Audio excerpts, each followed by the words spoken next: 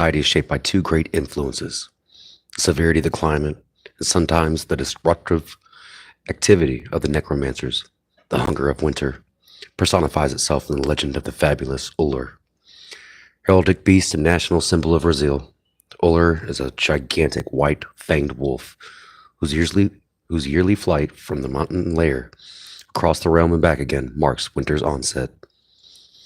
Flight concluding, the Uller returns to its nest, there to slice its own throat open upon the shard of ice. White blood spurts from the wound. Each gout, striking the snow, swells, sculpting itself into the form of a winged wolf cub. The parent expires. Throughout the long winter, the cubs thrive and grow upon a diet of ice. When they are old enough to long for the stronger meat, they turn upon one another, killing and devouring until the last of the strongest alone remains alive to become the new owner.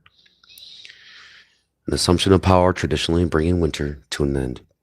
So firm a grasp has this legend taken upon the national imagination of Brazil's ruler, is officially known as Uller.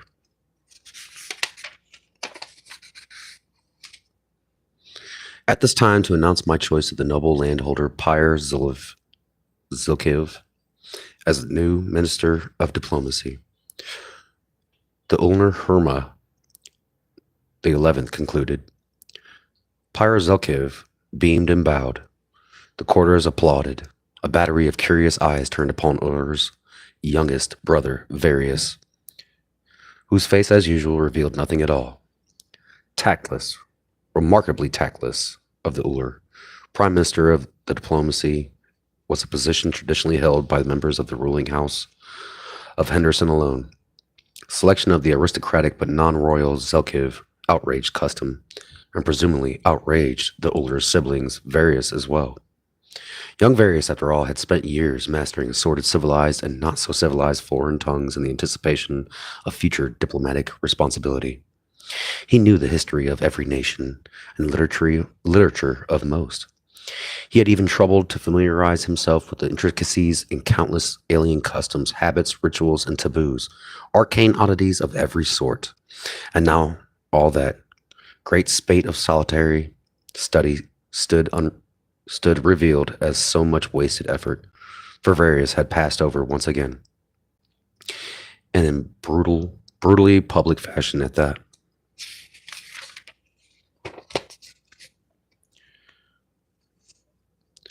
Yes, Herna the 11th had displayed a total want of family feeling, not to mention respect and esteem, and yet all things considered, who could truly blame Uller? For it wouldn't do to forget that the Minister of Diplomacy occupied a highly visible position. As royal counselor, as conduit of influence and information, as ultimate authority upon all matters pertaining to the accommodation of visiting dignitaries and their entourages, their servants, concubines, monkeys, and lapdogs. At times, in a sense, the minister actually served as his master's personal representative. This so, the Uller's decision was understandable, almost inevitable. The contrast between the two candidates verged upon the ludicrous. Given such a choice of potential proxies, who in his right mind would not have preferred Zelkiv? The noble landholder, after all, was a splendid specimen, tall and broad, magnificently garbed, with an air of easy confidence and a full set of blindingly white teeth. Altogether a fit responsibility of a monarch, and not unlike Uller Hurner himself. Whereas Varus was another matter altogether. Hard to believe he was Uller's own brother. The two were so dissimilar. Almost the younger might have been taken for some sickly changeling, but for his Hezarek family characteristics of height, sharp-peaked hairline, and large eyes of hazel, a distinctive shade of brown speckled green, lightning to the yellow that ringed each pupil, the famous Hezarek corona, proof of royal lineage notwithstanding. Those eyes were Varus's downfall. Abnormally acute and morbidly sensitive. Blind in the glare of afternoon sunlight, burning and watering by day, even within doors, they condemned their owner to perpetual shadow, barring him from the Ice King teams, from the sleigh races, from the wipe and barter matches, from all the standard communal athletics that might have made a normal comprehensible resilient out of him. He had lived his life in twilight or worse, and it showed. Showed in the flower paste pallor of hollow-cheeked face, in the weedly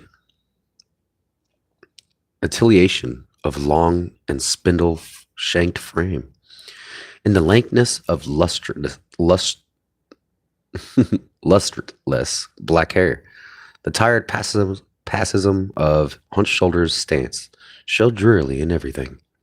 Ill health and general puniness might have been offset by convolidity of manner, but this advantage was likewise denied the Uller's youngest sibling, whose bookish isolation fostered a peculiar, somehow otherworldly remoteness.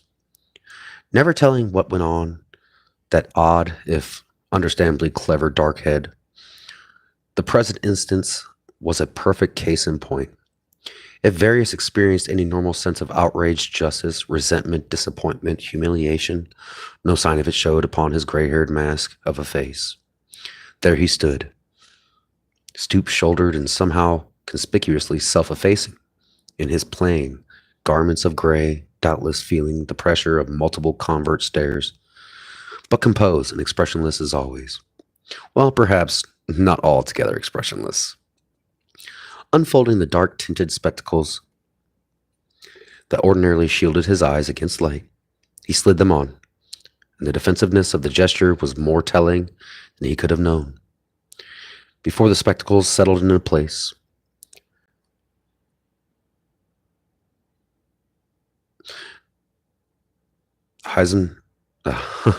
Hadron's hazel eyes jumped briefly to the exit, as if the owner contemplated flight from the Uller's audience chamber. But this was impossible. Rigid, curtly etiquette demanded the presence of Uller's brother, demanded it throughout the stupefying sequence of oaths and affirmations that accompanied the new appointment.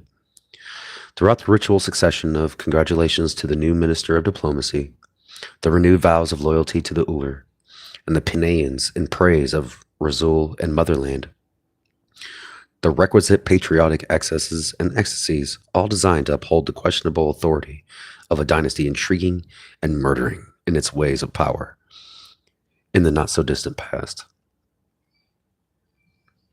Whatever his internal state, Various played his part well.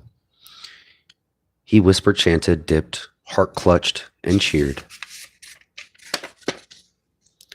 along with the best of them. When the time came to render the traditional hands clap of solidarity to the new minister, he didn't hesitate an instant, and in his grip, if neither warm nor fervent, was adequately firm. Pyre Zelkiv responded with a too hearty grasp and a practiced flash of awesome teeth. The congratulatory rites continued, and a line of fur-trimmed couriers inched forward, nudging Various on his far as the dais surmounted by the ivory wolf throne. The Uller's youngest brother performed the obligatory obeisances. Herna the 11th leaned forward in his great carved chair to lay a hand briefly upon his sibling's shoulder. "Needed more experienced men, youngster," the Uller murmured, presumably by the way of explanation. Perhaps there was even a touch of apology there, or else pity. Various glanced up quickly, then lowered his eyes, as if unable to sustain the dazzle of the other's natural golden radiance. He might have remarked upon the noble landholder Zalif's utter lack of practical diplomatic experience. He might have pointed out that he himself was now 22 years old, and thus no youngster by any standards. He did neither. Dutifully inclining his head, he rose and backed in the silence from the wolf throne. Bows, genuflections, oaths and vows, mumbles and ringing declamations, multiple repetitions. The rites lumbered on indeterminably.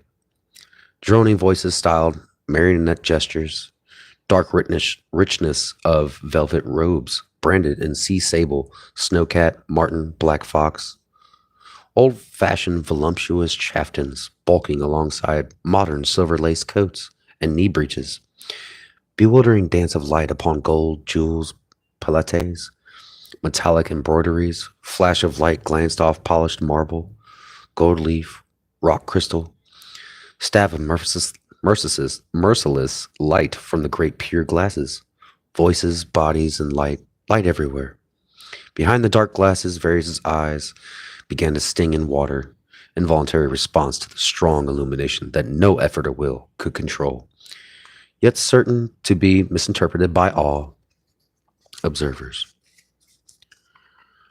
For a moment or two, the impenetrable lenses would conceal his weakness, and then the tears would stream down his cheeks, and the familiar snickery, whispering would start up. All avoidable, of course, could he but manage to exit quietly, to reach the sanctuary of his own blessedly dim and solitary apartment. With its book-lined walls and its windows velveted shielded against the light, to get out now, not so easily accomplished. The ceremonies were not nearly done. His own early departure might be viewed as an insult to the new Ministry of Diplomacy, and thus implied criticism of Uller's judgment. Herna the Eleventh's easy manner masked an iron authoritarianism. Opponents deceived by the surface geniality were wont to recognize their fatal error atop the public funnel. Still, the need was pressing, and the perpetually twilight apartment beckoned. Varys' obtrusive drift towards the exit was arrested by the pressure of a hand upon his shoulder. The second such pressure within minutes, suppressing a start, he turned to confront a slightly dilute version of Herna the 11th, the middle brother, Brizat, Duke of Oteskra. Shared the Uller's regular chiseled features, his tawny coloration, and his effortless assurance. Brezat, however, lacked something of his older brother's height, breadth, and masculinity. In place of the Uller's powerful raw vitality, Brezat possessed surface polish. In place of the older imperpetuity, a studied nonchalance. In place of Herna's broad joviality, a somewhat waspish wit. Self-appointed arbitrator of elegance, builder of palaces, and patron of dramaticists. This second loyal son aspired to be to a level of civilized refinement sometimes thought alien to the national character. Beyond doubt, it was alien to Brizat himself. The layer of self-conscious sophistication thinly masked an existential crudeness verging on barbarism. The facade was shiny and weak as shellac. From time to time it cracked, and then true nature found outlet, and Brazil ran wild, seeking relief from the tyranny of the tasteful and the grossest of diversions. These irregular fits were apt to coincide with bouts of heavy drinking, strong spirits in place of his usual exquisite wine, and a powerfully alcoholic reek now surround the Duke. Infamous, observed Brazat. He spoke in a discreetly low tone, with his customary precision. Only a slight exaggeration of emphasis suggested the influence of alcohol. You have been shamefully used, youngster. Varys shrugged minimally. His face was still. He neither shook off the other's unwelcome hand, nor objected aloud to the patronizing term, youngster, employed by this brother, some 12 years his senior. It is an insult, a disgrace, Brizat insisted, exhaling inflammable pollution. Haruma has blundered. He thought it was best, no doubt. Varys' voice, flat and monotone, was as unrevealing as his face. He thought, pah, he has plundered. Zelkiv is a fool. You at least are not that. Whatever else may be said, no one can call you a fool. Haruna will soon perceive his error. If so, he is unlikely to declare it. You could hardly expect so much. He is Uller, after all. Shall he compromise his own dignity? Far better to sacrifice mine in public. Varys' face remained expressionless, but his weak, sore eyes watered uncontrollably, and now the tears slid down his ashen cheeks. Just so! That this is the only way of the world, youngster. Unjust, but unchangeable. Well, our brother will come to regret his choice. Let that thought console you. That is not a comforting thought, beyond expression. The pure fruits of moral victory are always the sweetest, if rather less than filling. Well said! And that being so, you're nothing to cry about. Brizette finally withdrew his hand. Do control yourself, youngster. Where's your dignity? You are carrying on like a girl before all the court. The slightest tinge of color darkened Varys' corpse-like complexion. The light in here is too strong for my eyes, he said. Ah, the eyes again. Still harping about that old complaint? Very well, if you insist. But you can hardly permit yourself to be seen in this condition. You'll disgrace us all. You had best retire at once before you're noticed. Come, I'll go with you. No need. The new minister's ceremony. It is tiresome, tasteless, and worst of all, tepid. I've had all I can stomach. Hermurma will excuse my departure when he learns the reason. In fact, as I'm sparing him an embarrassment, he'll thank me. What could be more convenient? Come along, youngster, and do try to get a grip on yourself. Varys said nothing. No use in pointing out the purely physical nature of his ailment. Brizette never had and never would believe it. Moreover, the watering of his eyes had set his nose to running, and his voice, should he attempt to use it, would emerge a ridiculous nasal croak. This he knew from a dismal experience. His vision swam and blurred. The faces and figures about him smudged beyond recognition. Soon they were anonymous, identical, save for a few anomaly short ones. Jors? Here? He blinked, restoring momentary clarity. Children, of course. There was a widowed Uller's 3-year-old son and heir, holding the hand of his nurse, and there were Brizzette's son and daughter standing beside their handsome mother. The son, offhand, he couldn't recall the boy's name, was watching the ceremonies and pretending to. The girl, a couple of years her brother's junior, all hazel eyes and black hair, was studying her Uncle Varys in frank curiosity. She was old enough to have learned better manners, but somehow her scrutiny wasn't offensive.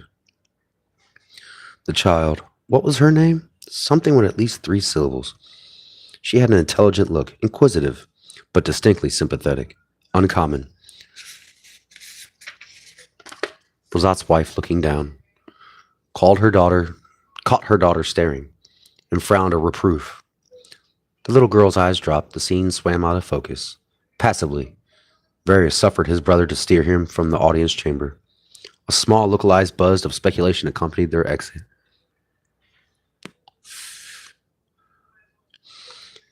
As they stepped out of the gallery, devoid of contemporary gold and crystal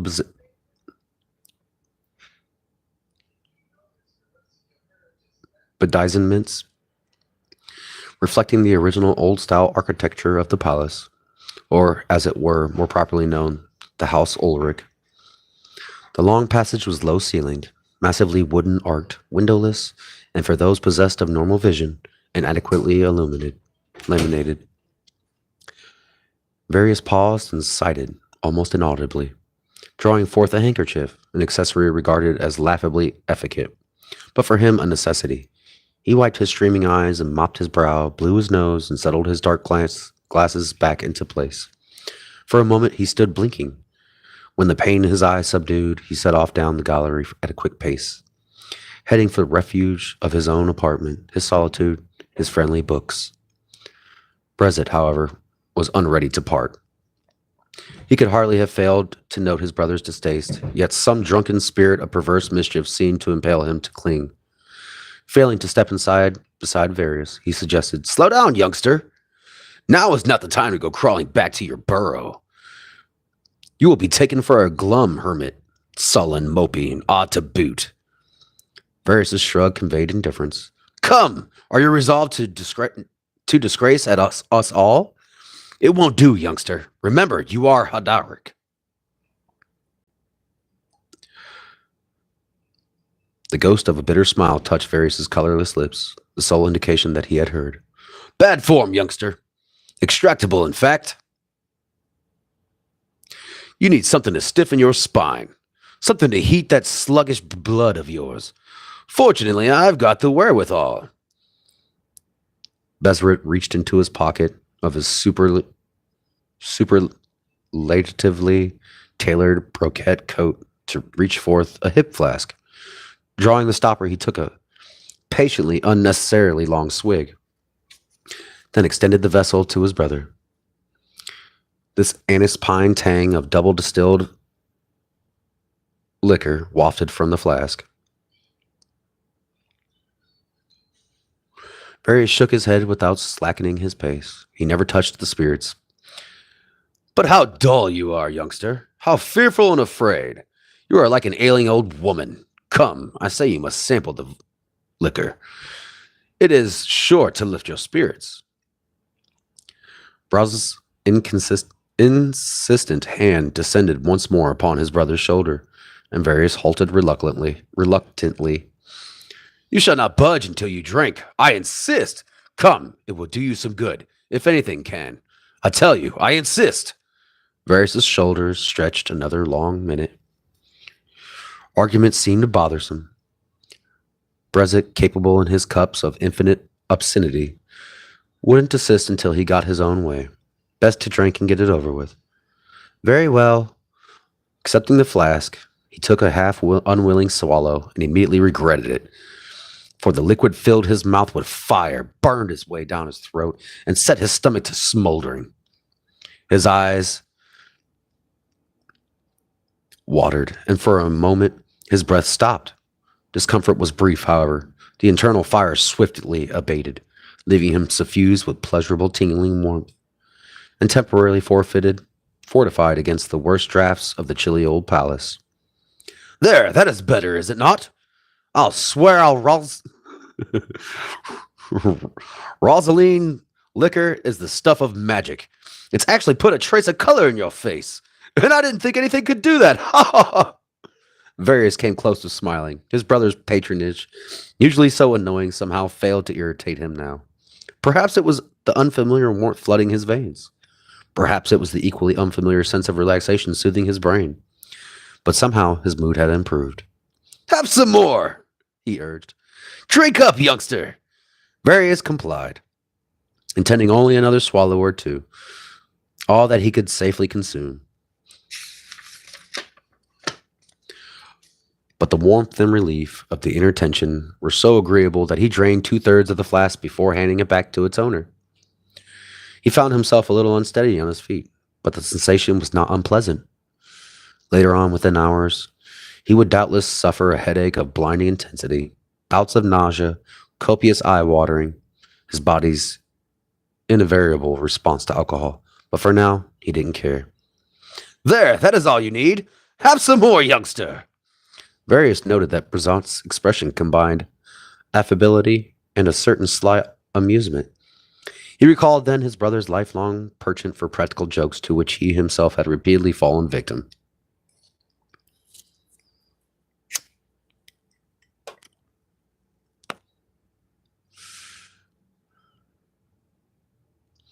There had been, for example, that long ago game of Sightless wherein the 17-year-old Brazilt had led the blindfolded 5-year-old Varys up to the highest parapet of the palace, and there abandoned him in the full glare of the afternoon sunshine, leaving the panicky, light-dazzled child to find his own way down.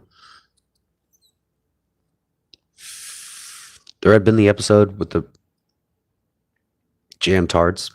There had been a staged haunting of the younger brother's bedchamber. There had been but no point in recalling all such incidents. They were too numerous, and they had continued until such time Varys had learned years earlier to allow his middle brother wide berth. Brezit had matured since then, but under all the equated elegance, his nature remained unchanged. No more!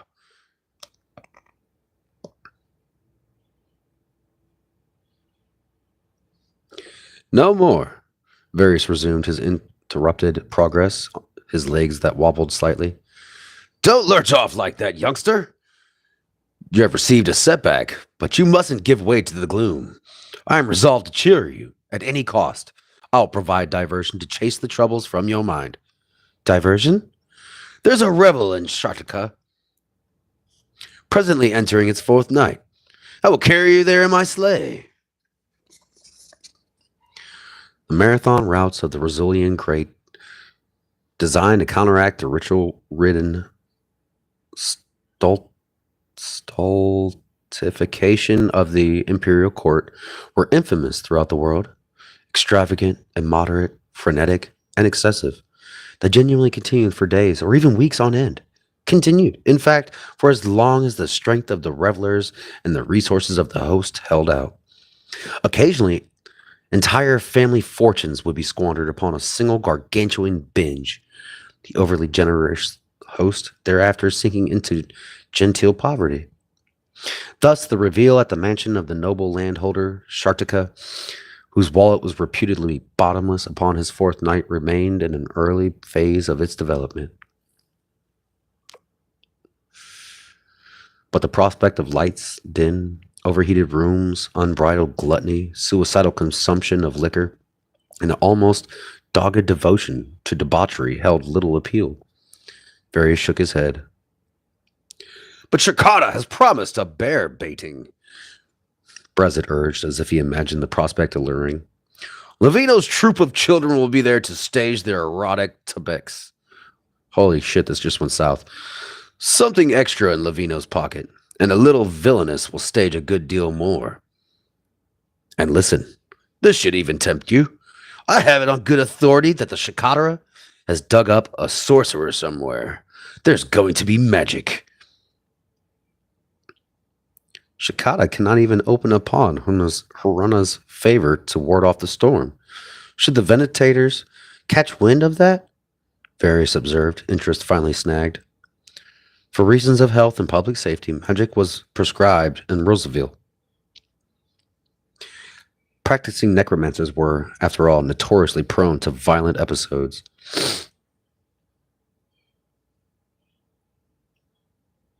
And the splificates were worse every year yet. Even so, the nobility acknowledged no law other than the tradition and the will of the Uller might openly have defied the ban.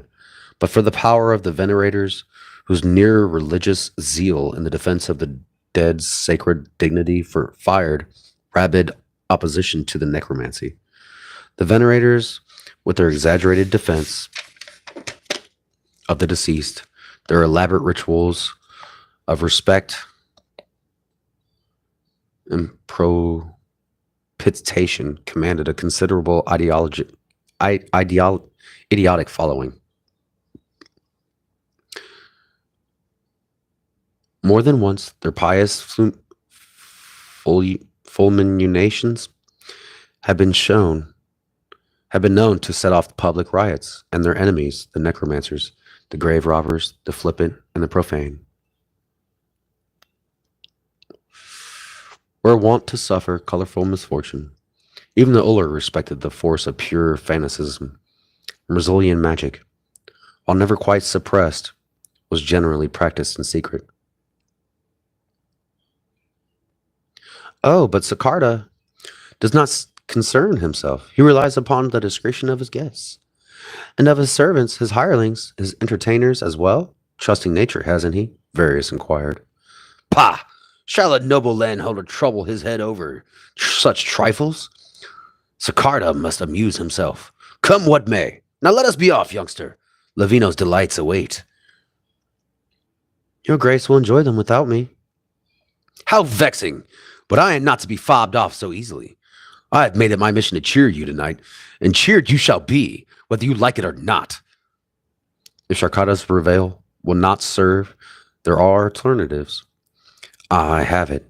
I know where to take you. Perfect, youngster. Come with me. No arguments now. I am quite determined. Taking the other firmly by the arm,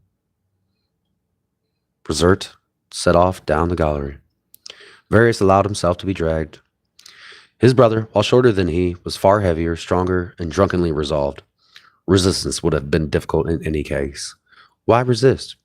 Who could say that whatever form of the mindless entertainment Brazat intended might not prove unexpectedly agreeable? Perhaps the novelty might do him some good, might even serve to pry his thoughts from this evening's latest humiliation. It would be a change, at least, his brother, it was true, still wore a disquieting look of sly amusement, but the cold, familiar voices of caution and judgment were temporarily muted.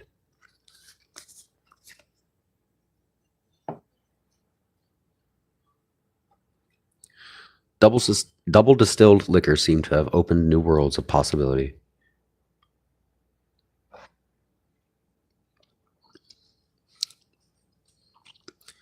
They altered the course to collect warm garments, fur-lined woolen coats, fur-lined gloves, mufflers, and hats.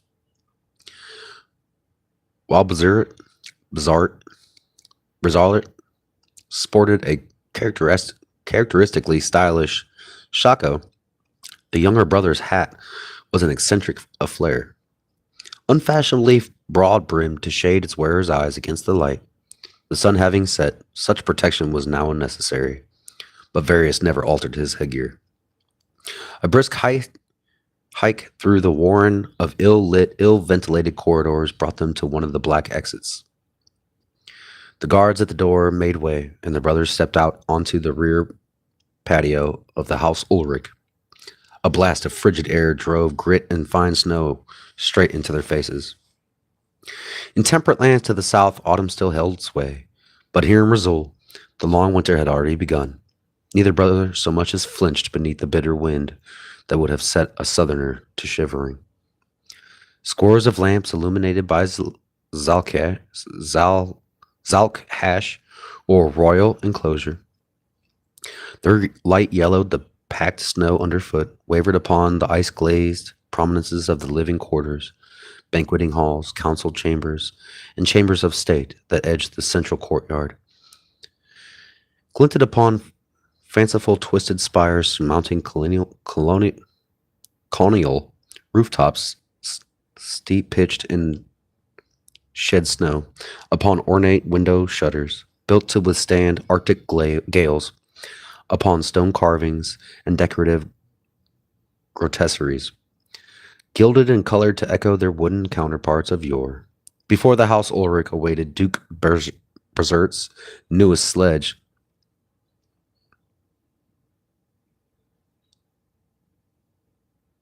drawn by 4 white horses, an extravagance extraordinary even by the standards of his grace's notoriously luxurious tastes. Brazat glanced at his brother in search of a suitably awed or incredulous reaction.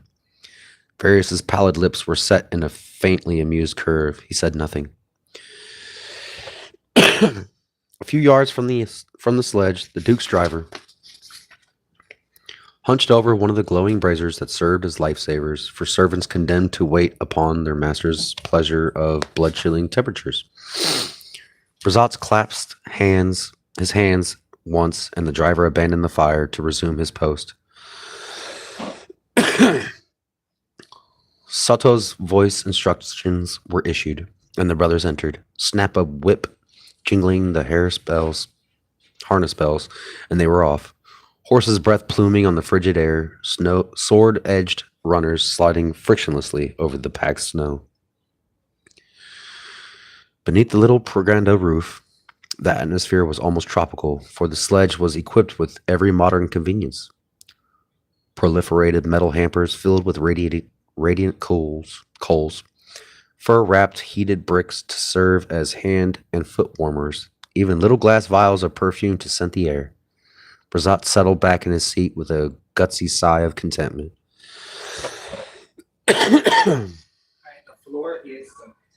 Within moments, they passed through the vast main gate in the wall that surrounded the Zalkhash, emerging into the icy streets of the Uller's capital city of Rizuk. Down a broad avenue lined with cone-roofed mansions sped the sledge. Winter was young, and the way was still entirely clear. Not for all several weeks at least would pedestrians resort to the field and closed walkways affording passage even in the worst of blizzards. At the bottom of the street, they came upon a great turreted townhouse, so brilliantly illuminated that Varys' eyes stung and swam at the sight of it. Its windows were wide open, despite the weather, though the windows' frenzied activity was discernible. Shaktas! Brizette exclaimed unnecessarily and added with a touch of longing. You're certain you wouldn't care to. Varys shook his head. Pah! You are still prim and stiff. Here, let this shaw you. Here, let this thaw you. Brizette pro-offered his flask again. The younger brother, preoccupied with his discolored vision, accepted absently, drank almost unconsciously. The sledge hurried on beyond the region of opulent townhouses, through the more modest neighborhoods of the solid craftsmen shopkeepers, and on to the modularious realm of the poor. But even there, in the midst of the filth and squalor, where the frozen odor mounded in the gutters, and the perfume vials served so useful a function, the old tenements were stoutly constructed, the walls thick and well caulked, the window shutters solid, all chinks stuffed with rags and mud or straw or moss or anything capable of excluding the cold.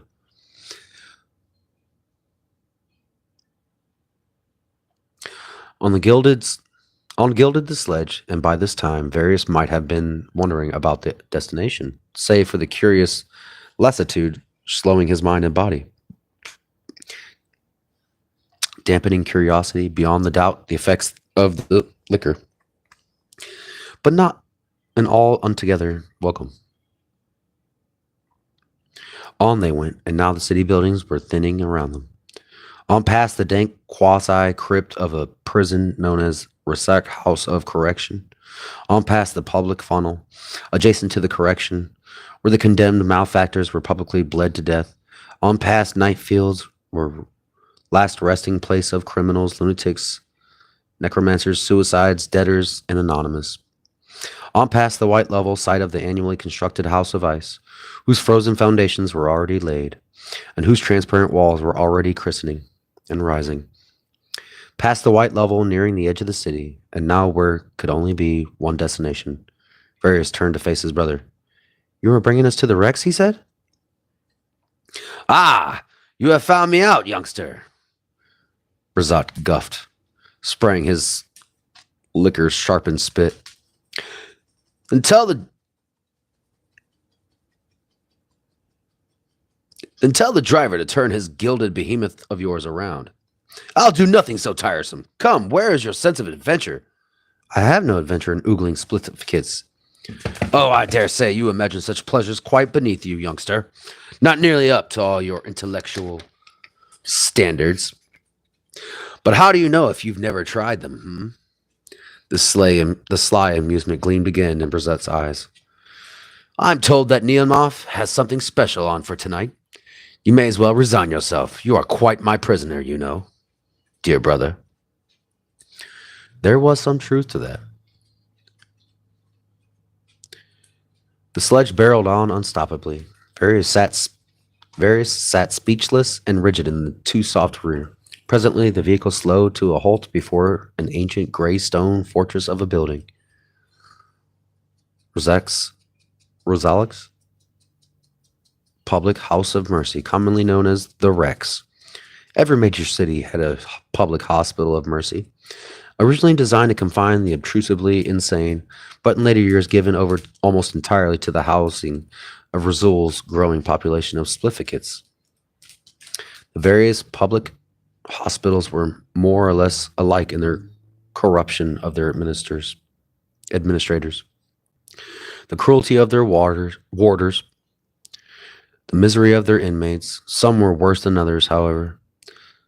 Rex was the oldest, ghastliest, and most notorious of them all. Before the Rex paraded and postured a gang of ventilators,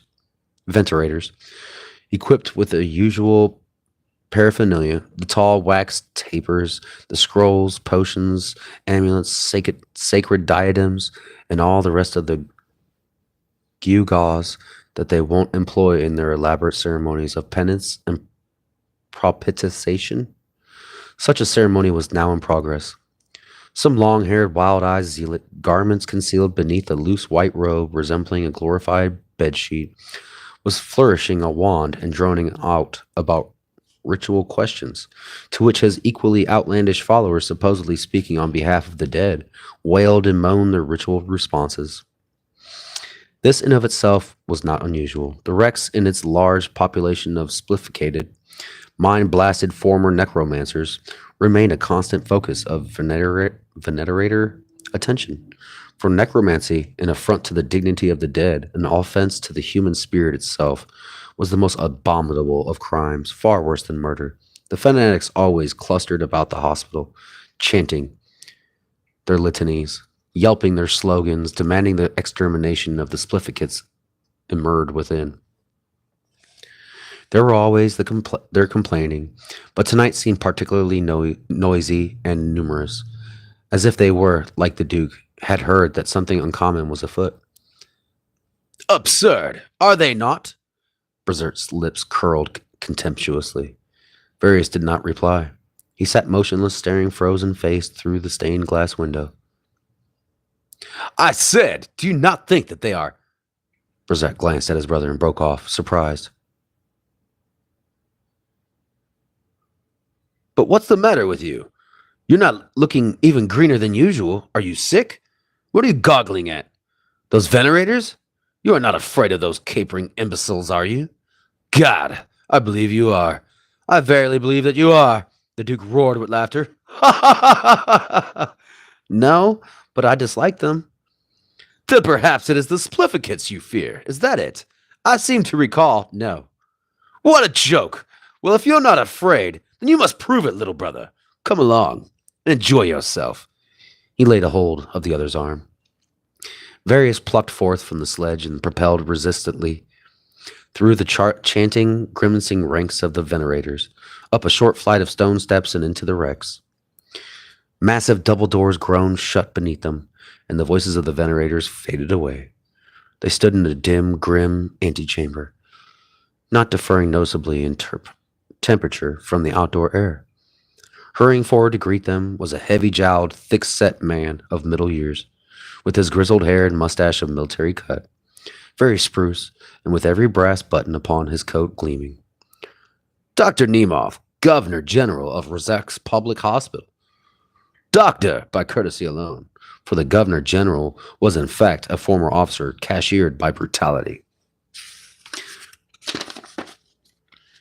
Given the standards of the Imperial Army, an almost unheard of occurrence, but one confirming Nemov's qualifications for his current position.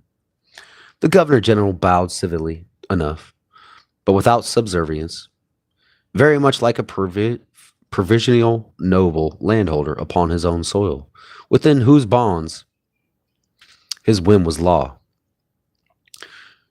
You are here for the conclave, he stated. Ah, that is definitely on, then, Brizet replied. Tonight? Beyond doubt. How are you so certain? I know my business, and I know my creatures. Admirable, but they've been restless for days, snappish, off their feet, hard to handle. It's been building all month, and tonight it comes to a head. Be certain of this, Nemov crisps. Excellent. Explain to my little brother, then. He is all innocence and ignorance. Not quite at all, I read, Varius observed dryly, apparently nonchalant, believed by a rigid tension of stance.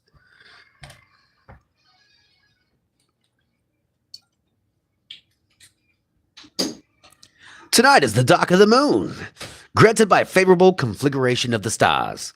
Upon such nights, that necromancers gather to work in concert. I'd hazard a guess that they're here in this place of your splifficates. Do likewise, or at least attempt as much. Maybe more than attempt, Dr. Nemov pronounced. They haven't forgotten their old tricks, even yet. Varius was impossibly paler than ever. Even yet. That's what's got the venerators out there worked up to a lather. They know that tonight my creatures may actually manage to drag some bedraggled, protesting old shade up out of the grave. And then the invention fails, and the splifficates sit around dithering in their fantasy and frenzy, while the ghost flitters and Venus squawk outside. It's a sight to behold. Show us then, by all means, my dear fellow, Prasad suggested. Entertain us. Nemov looked at him, and the Duke produced coins.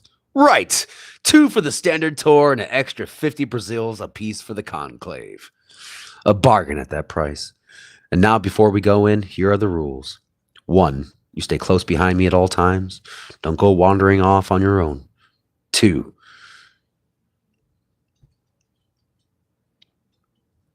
right, 2 for the standard tour and an extra 50 Brazils apiece for the conclave. A bargain at that price, I say. And now, before we go in, here are the rules. 1, you stay close to me at all times. Don't go wandering off on your own.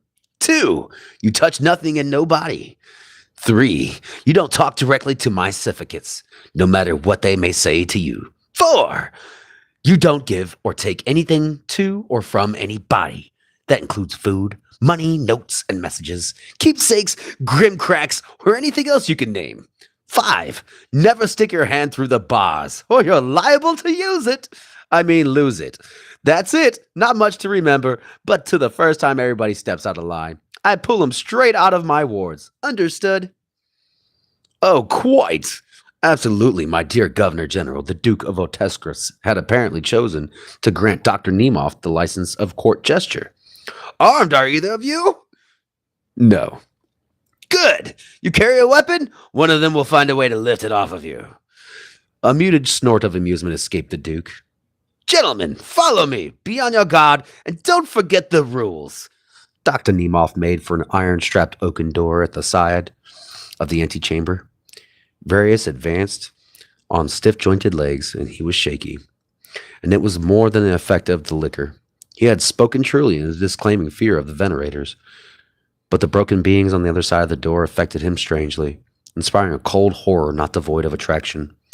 In childhood, the spectacle of a trainer with a troop of performing spliff-kits had once set him fleeing for the safety of his royal nursery, to the loud amusement of his brother. They had teased him about it for years. Later, he had learned to camouflage such weakness, but never had truly left him. And the old dread was strong upon him now. A curious dull roaring filled his ears, imaginary, he assumed, but the noise intensified as he advanced, and he knew then that it was real, and that it came from the other side of the door. Resisting the urge to twist his arm free of his brother's grip, he followed the Governor General through. Instantly the clamor swelled. An infernal chorus of groans, shrieks, sobs, and joyless laughter shuddered the foul, icy air. Varus's eyes traveled. He stood in the vast, murky chamber. The feeble light of the twin lanterns burning overhead barely illuminated weeping walls and a highly vaulted ceiling in a gray-black stone. Straw carpeted the stone flags underfoot. Upon the straw reclined, or squatted, or crouched, a scattering of the Governor General's favored clients. Favored in the sense that their restraints were limited to manacles and anklets of moderate weight, affording a certain freedom of movement. Not that many availed themselves to the privilege. Most sat inert, slack of jaw and vacant of eye, with only an occasional jerk of limb to betray the presence of life. Others lay motionless in their own filth, as if entranced or already dead. So profound their stupor that the countless fleas festered upon their bodies undisturbed, and the flies that lighted upon their eyelids rested unshaken by so much as a blink. By no means were all the inmates similarly inactive. Some were engaged in quiet, harmless pursuits, weaving straw, shredding rags, pickling lice, pitching pebbles, sculpting feces, massaging genitalia. Others, less tranquil, bellowed and wept, jittered and shook in strange fevers, and these sorted heavier fetters and short-linked and iron-weighted.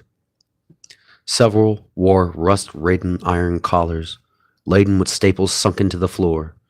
Some were ankle-anchored to the iron cannonballs about which they were orbited in perpetual tight circles. A few such satellites, entangling themselves within their own bonds, lay wrapped by the chain like flies in a spider's larder. Such were the comprehensively fortunate. Others were unluckier. Several, presumably singled out for a disciplinary action, hung vertically, spread-eagled upon a huge granite pillars. A few raged, struggled, and spewed bloody froth. Most sagged limbed, naked, starveling bodies suggestively crisscrossed with cuts and welts. But even these were not the worst. The two long walls of the great rectangular ward were lined with steel-barred compartments, too low to stand upright in, too short to lie full length in, equipped with rusty hinged doors, opening only to permit the removal of corpses or installments of new tenants. Empty of furnishments, devoid of any straw or slop bucket, these cages and their fetter-freighted occupants were fully exposed to public view and the elements. Here, all but the lost in perpetual shadow existed the most fearsome and pitiable of those human wrecks whose experiments in necromancy had brought them to such a crashing mental collapse commonly termed spliffication. Much of the scene Various absorbed in his first glance. His stomach lurched, and he drew a deep breath that was almost a gasp. In the face of such misery, even Brazil could not remain unmoved. "Faugh!" spat the Duke, and lifted a palmator to his nose. Their entrance roused considerable inmate interest. Apparent corpses returned to life. Suddenly, wide-open eyes glinted. Hitherto silent throats erupted. Formerly fulminant figures leapt and bounded, clanked their chains. Unruffled, Dr. Nemoff turned and plucked a coiled whip from his peg beside the door. Loosening the coils, he snapped the lash sharply, and the chained scarecrows dropped to their knees. A second crack of the whip, and charged hush fell over the chamber. All was silent. "Gentlemen, here are the splitificates." For this one moment, the Governor General did not need to raise the voice to make himself heard. "You see the state in which their dabbling in forbidden arts has reduced them. You see the price they have paid for their brief term of magical power. I leave it to you to judge the worth of their bargain." He spoke his lines smoothly, pauses and emphasis practiced but lifeless. Clearly, he had delivered this speech hundreds of times. After that, the horrors accumulated. Nemoff led his customers through the ward at a leisurely pace, halting here and there at exhibits of particular interest, allowing the visitors time to gawk their fill. Too much time. Despite an overflowing revulsion, Various found he couldn't look away. Impossible not to stare at the elderly man clinging upside down to the bars of his cage, long white hair sweeping the filthy floor. Impossible to disregard the addled wretch methodically cracking his skull against the walls. Impossible to ignore the screamers, the gabblers, the flesh pickers, the crazed acrobats, the whisperers. Stay here. With us, you belong, brother. Welcome home." Repressing a shudder, Various threw a quick glance at his companions. They seemed to not have heard. Brazelet was blithe, Nemoff indifferent, invariably impervasive. They strolled through the ranks of the damned. The trio completed a slow circuit of the huge room, and it seemed that the endless tour was drawing to its close. But then Nemoff led them through another door.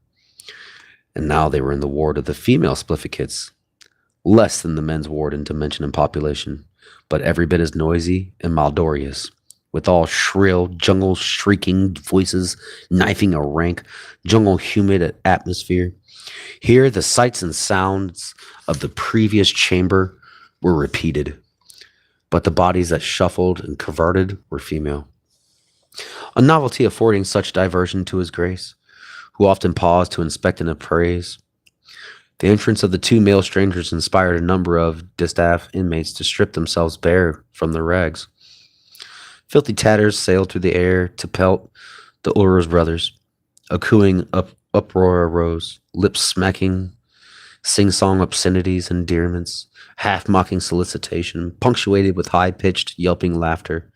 Naked women wiggled and jiggled, flexed and posed, exposed dirty arms with a parody of invitation, a sight to inspire his grace's uproarious mirth. While his brothers stood grinning and blowing jealous, juicy, burlesque kisses to the most repulsive of the surrounding harpies, Various contemplated flight. A quick break for the exit, and he could be free of this place. Out the doors under the stars where the fresh, icy breezes would clear his clouded vision and his muddled head. Before he had taken a single step, however, the Governor General's lash snapped. A path through the ranks of the women opened, and a trek resumed. Ugliness upon ugliness. And then the surprise discovery behind the high straw mound of a naked couple vigorously copulating. Somehow one of the male spliffkits had managed to smuggle himself into the women's quarters. A warder came running to wrench the erring pair apart. The woman whined and scuttled away on all fours. Her paramour was permitted no such escape. The warder plied his trench on fast and hard until the culprit's howls subsided to gurgling moans. Even then, the thrashing continued, eventually piquing Brizot's curiosity. "God, what a bother!" murmured his grace. "Why not simply let them have their fun?" "Ignorance, my creatures breed true," Nemoth informed him. "One of the female whelps and the offspring born supplicated. Always let them multiply and soon we'll have ourselves overrun. Then it will take a full-scale paragram to clean up the mess. Gelding and sproutings." The answer, "Of course. But for now, the law won't allow it. The sooner that changes, the better."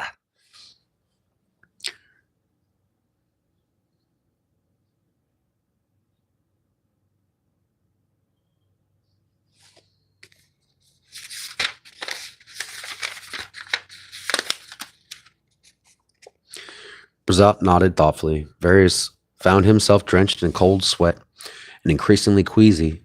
Incipient migraine was beginning to squeeze his brain. The liquor had all but run him to the ground. The warder carted his victim off toward the men's quarters, while the Governor General led his visitors through the third door to the final rarest and finest exhibit. They entered a reeking ward, much smaller than the preceding two, who's otherwise similar in design, with the same dank walls, vaulted ceiling, and double row of steel-barred cages. The atmosphere in this place was particularly foul, dense, and dark with stank. Okay, I added that last part. And smoke arising from the small fire that burned on the floor in the center of the room. "Phew! You allow them to play with fire?" Brazil demanded. "Ordinarily not. Around the conclave time, though, they're so hot they almost have there's no controlling them," Nemoth told them. "We could chain them, maintain constant watch, all of that, and a few would still manage to dash their own brains out against the walls. Temporary indulgence makes better sense." Some 24 spliffkits, both male and female, were kneeling around the fire. All were naked, their rhythmically swaying bodies marked with scratches and bite marks, scabs and splotches of dried blood. Their arms were draped about one another's shoulders, linking a circle. They were chanting or groaning something in unison. The words, if any, were indistinguishable and probably meaningless, serving only to promote a trance group of consciousness through endless, unvarying repetition. The visitors watched expectantly. The chanting and swaying continued without pause. Heads lolled, eyes rolled, saliva dribbled down slack chins. The minutes passed, nothing happened. Brazat waxed impatient. "That's all?" His Grace demanded. "That's the entire show?" "Quiet! Watch," Nemoth ordered. "Your impudence amuses, fellow, but I advise you." The door behind them opened, and the Duke's complaint broke off. Into the room came trooping a raucous, merry band led by a wanderer. Many of the newcomers were masked and fantastically costumed as ghouls or goblins, wraiths or revenants, snow spirits or satyrs, these last accompanied by nymphs whose tawny litheness marked them as Aturo dancing girls. Some of the men had lost or discarded their masks, and among these were recognizable several noble landholders of Ulner's court. One such landholder bore upon his shoulders a brace of tiny green-haired sprites, presumably members of Levino's juvenile company, for this was the delegation of Shikata's mammoth revel. Brazalt greeted the revelers with delight. Nearly perishing with boredom," he cried. Come to Shikata's, then. Mutual salutations were effusive, with the embraces, hand pumping, back thumping, kisses from the nymphs. A few of the merrymakers greeted Various, with some constraint, for nobody ever knew quite what to say to the popular Duke of Otescra, eccentric younger brother. The majority found it more comfortable to just ignore him. Devours completed, they crowded in close, jockeying hard for a good position, affording an unobstructed view of the splerific conclave. Various found himself jostled, shouldered, shoved, and squeezed. Somebody's elbow was digging into his ribs. One of Lavino's well-schooled sprites was clinging to his leg, and not, he suspected, by accident. A kick and a couple of well-placed jabs would have freed him from the encumbrance and encroachment alike, but somehow he couldn't work up the energy. His headache was worsening by the moment. Nausea churned his stomach. Dizziness warped his vision. Before him, the Splendikids moved and swayed, their woozy oscillations sickening to behold. Various pressed cold fingers to a clammy brow. There was something wrong with his breathing. He was suffocating. His ears were failing to as well, or so he surmised. For the babble of the conversation died away, and the spletific voices swelled, moaning, manic, gibberish, somehow resolving itself to something akin to an alien chorus, plaintive, insistent, hovering upon the verge of intelligibility. And when it seemed all he could do but understand the words, the import of which loomed increasingly vital, when he sensed the imminence of a vast revelation, then the chant coincided, and the promised spectacle materialized at last.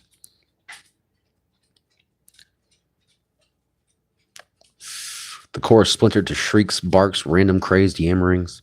The circle broke and boiled, its members rending themselves to one another in indiscriminate frenzy. Teeth flashed, talons raked, cries of pain and ecstasy tore the air. Blood wailed, splattered faces, coursed down jerking bodies, while the visitors whooped and shouted their approval. Presently the sorcerers arose to prance about the fire, and leaping, shambling straggle of grotesqueness, entertainingly ridiculous, howls of mirth greeted their antics. Unconscious of observation, the Spliffkits danced on. As they went, they shook their lacerated limbs to rain droplets of blood upon the flames. A cloud of lead-colored smoke arose, far more smoke than that of minor sprinkling might have ordinarily accounted for. The vapor whirled and billowed. The Spliffkits shrilled and keened, and the audience hooted and cheered. Then the volume of shouting arose, for there was in the midst of the seething mists a figure that was taking shape. Faith, indistinct, insubstantial, but unmistakably human, and unmistakably there, a ghost, dragged from the deathly repose by necromantic art. Success. The Spliffkits went wild. Excitement, triumph, mad exhilaration sent them spinning about the ward. Some leaped and kicked upon their heels. Others twirled and chattered fanatic gobble. Several flung themselves to the floor, writhing and foaming in powerful convulsions. In the midst of it all, the captive shade floated and wavered, tugging this way and that against psychic resistant like a balloon on a string, wringing its transparent hands and grimacing miserably. Once it had been a man. Identity was long gone and circumstances of life forever lost. But one thing was certain. The ghost, however he had been, had died on a state of extreme mental disquiet. Else would have fled the physical plane at the moment of death. Only unquiet spirits lingered on, inexplicably bound by the aversions of their mortal remains. So much was common knowledge. Ordinarily, such ghosts slumbered, sometimes for reasons beyond human ken. They woke spontaneously. Far more often, forbidden magic restored unwelcome consciousness. Roselle, with its ancient, if illicit, tradition of necromantic investigation, and its correspondingly accomplished practitioners, contained within its borders the world's largest concentration of wakeful spirits, of which the wretched creature hovering above the fire was a fairly typical example. Most of the spectators found the performance vastly diverting. To Various, it was anything but that. The bile rose in his throat, and moments later he bent double to vomit, the contaminants of his stomach spewing forth to smirch the green locks of Levino's clinging sprite. The infant released its grip and retreated, cursing fluently.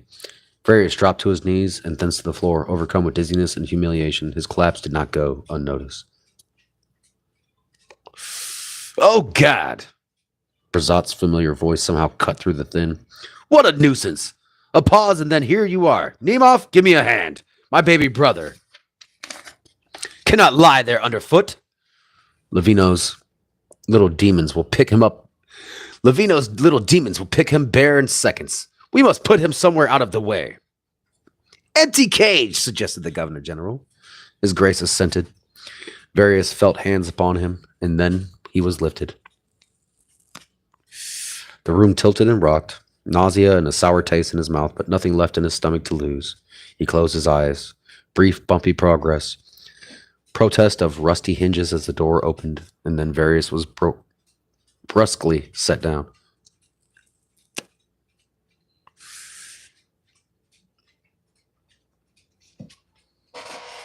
Alarmed, he tried to sit up and failed. "No fear, youngster. That will do enough here. For now," Brazella promised gaily. Turned his attention again upon the splifflicets. Various stretched forth the hand, fumbled with the door, which was securely locked, and allowed a hand to drop.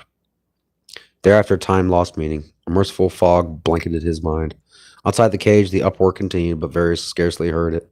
Brain-crushing headache, nausea, feverish chills, and sweats occupied his awareness.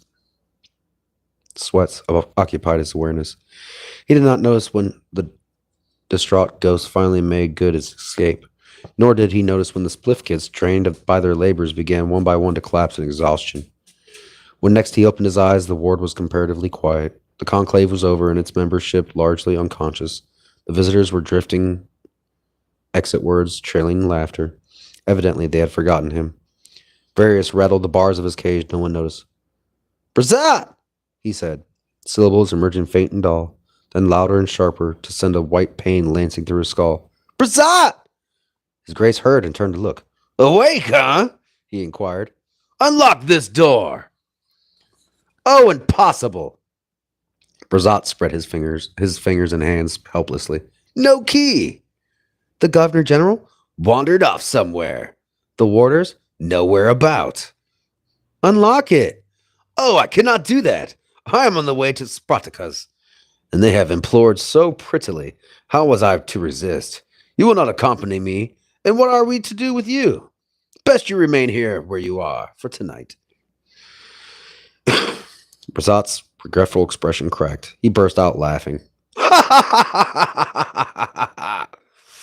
Varys' eyes slid swiftly about the ward in search of assistance, of which there was none. He said nothing. "Oh, the look upon your face, youngster! Too rich!" No reply. "Well, I shall leave you now," His Grace announced, perhaps a little too disappointed by his victim's impassivity. "I wish you a good night's rest. No doubt you will find yourself much better in the morning. Adieu for now, and sleep soundly, youngster. Rest well, little brother." His Grace exited, cackling. Following the Duke's departure, Varys lifted his voice in repeated shouts for help, which went unheard or else ignored by all save a handful of inquisitive splifflicets who clustered about the cage, jabbering and clutching at the motionless occupant. Finally, he gave up. His throat was raw, and his skull was crammed full of pain. His outcry ceased, and he sagged to the floor, compressing his spindly frame in accordance with the limitations of the cell. For a time, he lay sunk in a horror-tinged apathy, observing his drooling observers, with whom he felt an instant hideous oneness, an intolerable sensation. He willed himself to think of other things. His mind shuffled images, and his brother's face rose to the mental forefront. Brazat's laughter rattled through his brain. There had been a moment that come before the laughter, Varys recalled, when he had experienced an urge that was unexpected, unfamiliar, and shocking in its intensity, the urge to kill. More than ever he wanted anything in his life. He had wanted to strangle his brother. He had never realized that he possessed such impulses. The discovery was unsettling, but not uninteresting. The Duke's image blended and merged with the splificated visages beyond the cage. The faces blurred, wheeled, and spun off existence, and liquor-flavored darkness swallowed all. And that's the end of chapter 1. All right, guys, I appreciate y'all joining me today. Hope everybody enjoyed this little story time with the Wolf of Winter, and that's just the start. Trust me, there's more coming. Anyway, stick around, stay tuned. I will see you next time. This is Taskmaster. All right, chapter 1 over and done with. On to chapter 2. Stay tuned. Peace.